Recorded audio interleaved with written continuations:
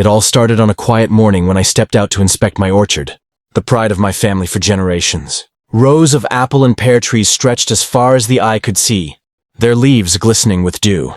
The air smelled sweet, heavy with the promise of a bountiful harvest. But something felt off. At first I couldn't place it until I noticed the water.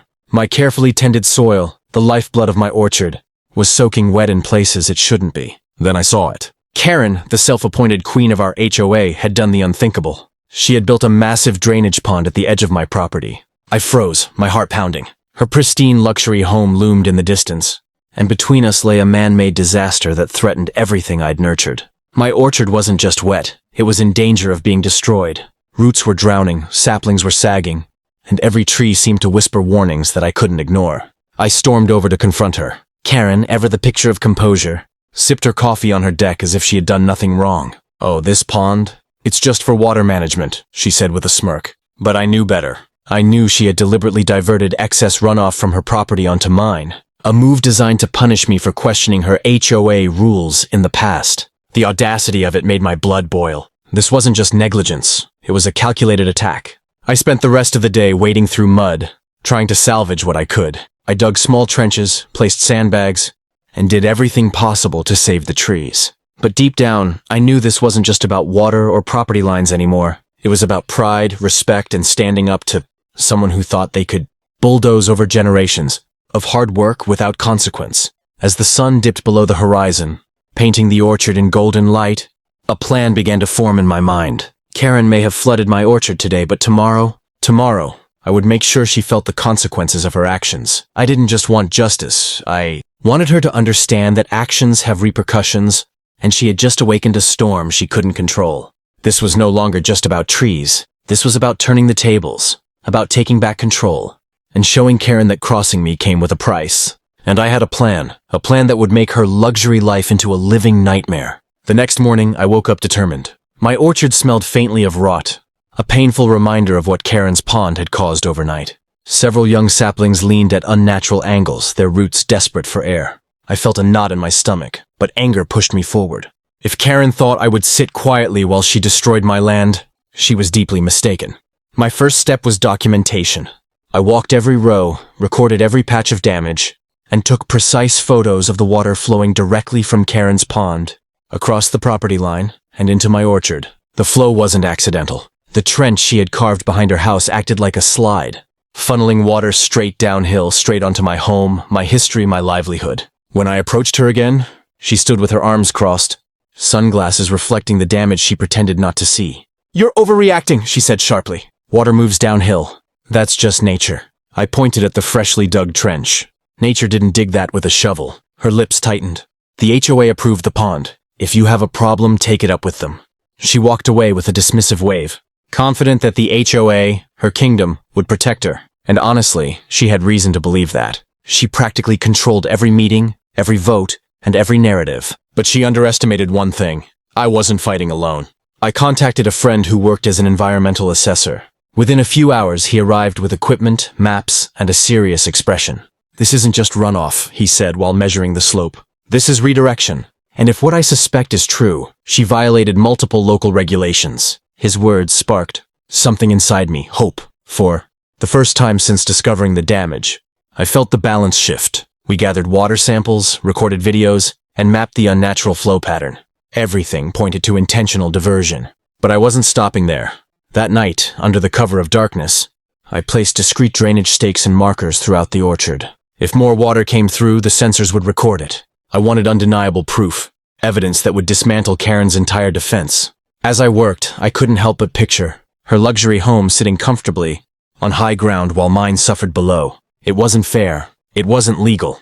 And now I was going to show her, and the entire HOA, that she had crossed the wrong person. My revenge wasn't loud or chaotic, not yet. It was careful, strategic, silent, a storm building quietly in the dark. And soon, Karen would feel every drop of it. Over the next few days, the weather betrayed me. Gray clouds rolled in, heavy with rain, and every drop felt like a countdown to catastrophe. My orchard, already weakened by the flooding, braced for another wave of destruction. But this time I was ready. My sensors were set, my evidence was building, and every passing hour brought me closer to exposing Karen's scheme. The storm began just after midnight. I heard it before I saw it. The violent drumming on my roof, the rumbling wind shaking the windows. I grabbed my boots and flashlight, racing outside to witness the truth unfold. Water surged down from Karen's pond in a powerful stream, carving deeper paths through the soil. My stakes lit up, blinking red as they recorded the flood patterns. But the real shock came when I saw Karen outside, standing on her deck with an umbrella, watching the water flow like it was a spectacle made for her amusement. Even in the dim light, I saw the satisfaction on her face. She wanted this. She wanted my orchard gone. The next morning, after the rain finally eased, I walked the property with my environmental expert. He looked grim. If this continues, you'll lose half your orchard within days. But the good news? This evidence is undeniable. She redirected the water intentionally. We gathered everything, video footage, timestamps, flow rate data. By the time we were done, I had a case strong enough to crumble the entire HOA board if needed. But then something unexpected happened. Something that shifted the entire story. One of my neighbors, Mr. Dalton, knocked on my door. He looked nervous, glancing around before speaking. "I heard what Karen's been doing," he said quietly. "You're not the only one she's pushed around. If you're planning to take action, I want in." His words were like a fuse lighting a trail. Over the next 24 hours, 3 more neighbors came forward. Each had their own story. Karen manipulating HOA votes, targeting certain homeowners, bending rules for her own benefit. This wasn't just a personal feud anymore. It was bigger, much bigger. I organized a private meeting in my barn. The neighbors gathered, whispering anxiously while the evidence played on a projector. Gasps filled the room. People shook their heads in disbelief. And for the first time I saw fear. Not for me, but for Karen. "This is enough to remove her from the HOA board entirely," Mr. Dalton said. "Maybe even get her fined." But I had something else in mind. Something she wouldn't see coming. Something far more personal. The plan was forming. And soon, Karen's luxury lifestyle would come crashing down, piece by piece. The morning of the HOA meeting felt electric. Word had spread quietly, house to house, neighbor to neighbor. People who once avoided conflict were now eager to stand together.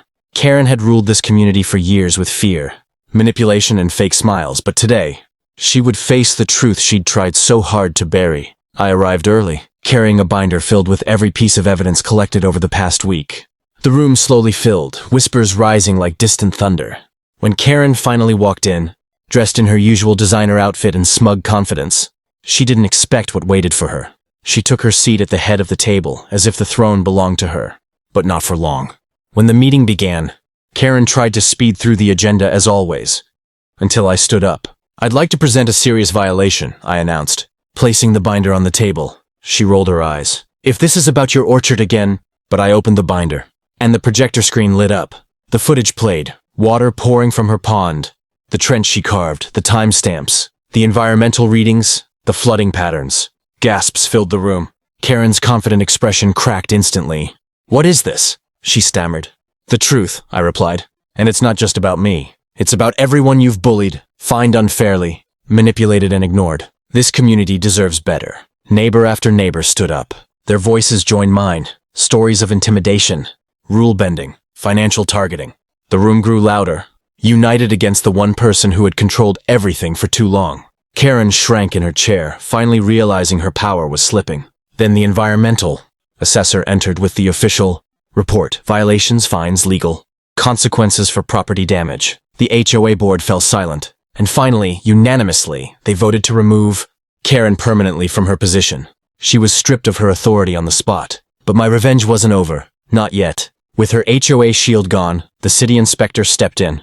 Over the next week, Karen's luxury home became a construction zone of enforcement. Her illegally modified drainage system was ripped out, her pond ordered to be filled, her property line re-examined, her fines stacked higher and higher. She watched helplessly as crews worked day and night, tearing apart her carefully curated paradise. Her perfect deck, torn down for encroaching on setback limits. Her ornamental driveway, dug up for unapproved modifications.